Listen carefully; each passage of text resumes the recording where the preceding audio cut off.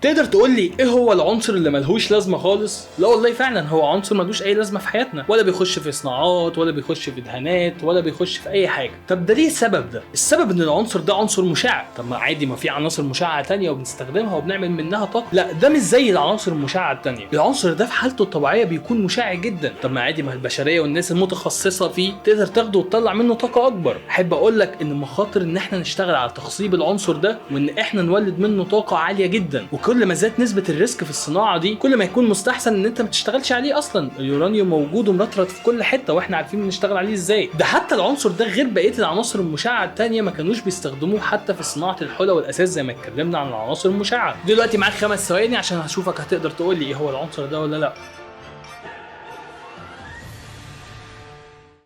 العنصر ده اسمه ثوريوم، وده رمزه وده موقعه في الجدول الدوري. بيصنف ضمن العناصر الانتقاليه الداخليه ضمن مجموعه الاكتينيدات.